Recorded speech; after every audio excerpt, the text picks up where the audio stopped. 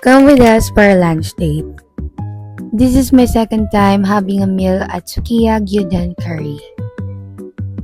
At bumalik talaga ako at sinama ko ni mga colleagues ko dahil ang sarap niya guys, and aside from that, it's very affordable. At isa rin sa binabalik-balikan ng karamihan dito is yung bestseller nila, which is the gyudon, and aside from that, affordable din guys. At aside sa masarap yung pagkain nila, ang sarap din kumain dito dahil damang-dama mo na para kang nasa Japan. Dahil inspired by Japan yung layout ng restaurant na to guys.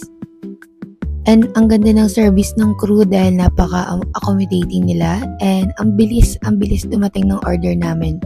Hindi mabot ng 30 minutes guys. And here's Jenny, Ate Donna, Charm, Lala, and syempre hindi mawawala si Star. Star yan lagi ng gala.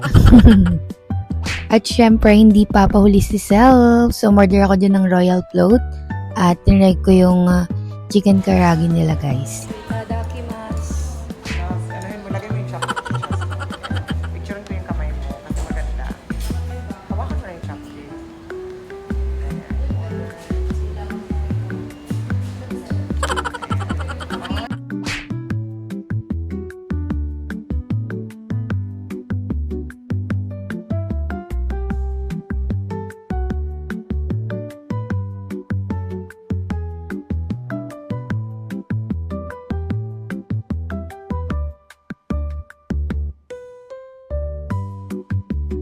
Tikman mo lang. Sarap ng guys.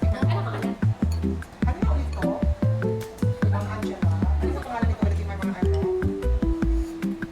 Gyudon, ano ba? Yeah. Ang sarap ng chicken guys at ang sauce niya.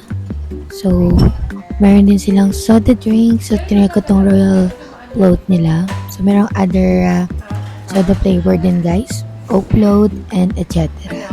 So, try nyo guys yung mga hindi pa nakaka-try. Masarap, promise. Ang sarap ng chicken. Gusto mo dyan?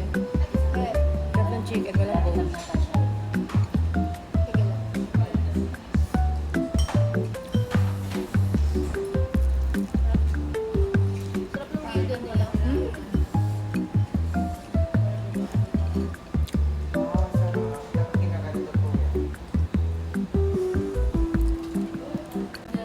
And ipapakita ko sa inyo yung epekto ng K-drama series sa amin ni Ate Donna.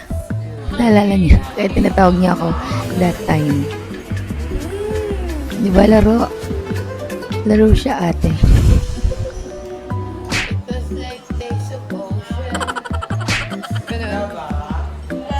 Mapapansin mo, nag-enjoy sila dahil ang sarap nga ng mga combo meal dito sa Sukiya.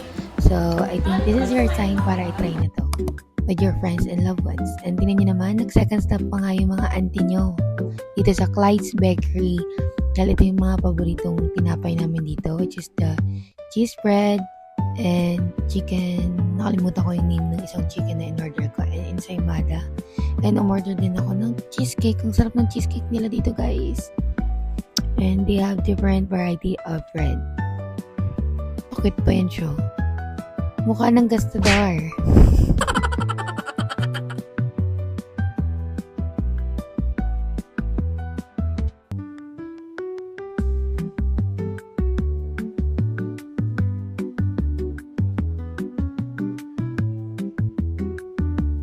And nag-last stop pa nga sila. Sino ba namang tatanggi sa free taste? So, sa mga gustong pumunta dyan sa Festival Mall, huwag kayo mag-alala.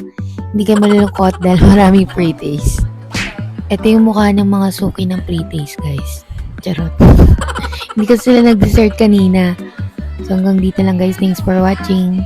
Comment down below if you want more mini vlog.